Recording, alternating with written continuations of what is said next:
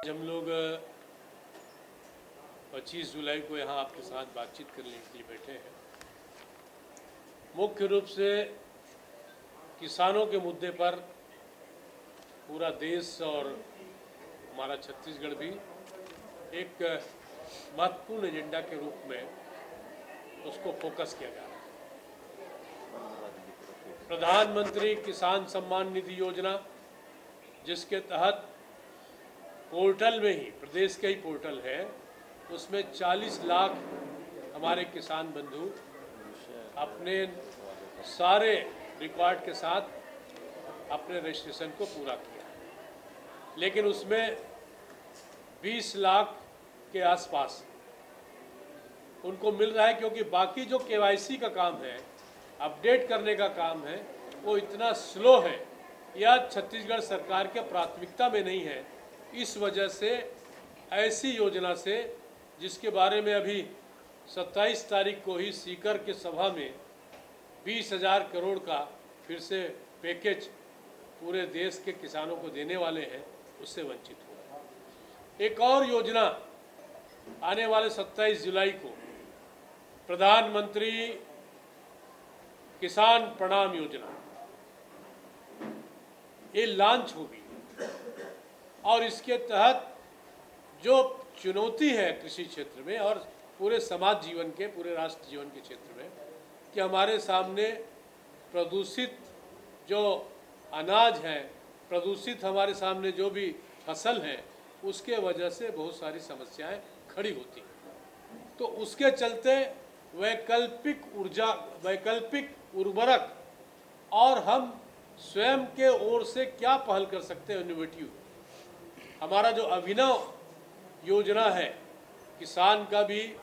लोगों का भी, एपीओ का भी, किसान संगठनों का भी, राज्य के अन्य संगठनों का भी, राज्य सरकार का भी और केंद्र सरकार की एजेंसियों का,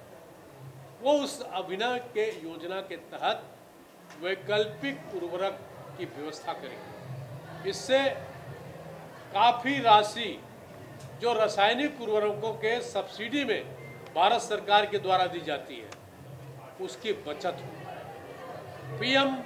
प्रणाम योजना निश्चित रूप से देश के कृषि क्षेत्र के लिए, देश के किसानों के लिए एक नया विकल्प होगा कि हम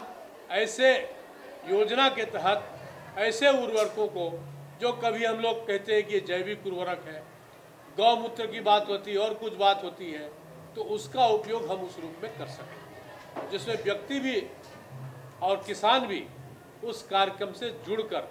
वैकल्पिक खाद की व्यवस्था अपने लिए और बाकी लोगों के लिए कर सकती है। ये कृषि प्रबंधन हेतु वैकल्पिक पोषक तत्वों का समर्थन, promotion of alternative nutrients of the agriculture management योजना, पीएम प्रणाम योजना, इसकी शुरुआत 27 जुलाई को इसी हफ्ते में शुरू हो रही है। और जिस दिन ये लॉन्च होगा प्रधानमंत्री जी के द्वारा भारत सरकार की ओर से, उस दिन लगभग 2335 हमारे प्रदेश में प्रधानमंत्री किसान समृद्धि केंद्र है, जिसमें उर्वरक, दवाइयाँ, बीज और दूसरे प्रकार के जो इनपुट्स है किसानों के लिए, कृषि क्षेत्र के लिए, उसकी प्रदायगी होती है, उसका क्रय विक्रय होता है। तो उन केंद्रों में जाके भारतीय जनता पार्टी के कार्यकर्ता किसानों के सहयोग से, किसानों को साथ लेकर आभार के रूप में उन केंद्रों में आभार व्यक्त करेंगे, सभाएं लेंगे, गोष्ठियां लेंगे, बातचीत करेंगे, प्रेस से बातचीत करेंगे। मुझे लगता है ये संकेत दे रहा है कि हम अपनी बात को समाप्त करें। मुझे बिंदुवार यही कहना है, बाकी विषय हमारे संदीप शर्मा जी हमारे साथी हैं, बैठे हैं, वो भी कुछ बिंदुओं पर और कुछ आंकड़ों के साथ आपसे मुखातिब होंगे।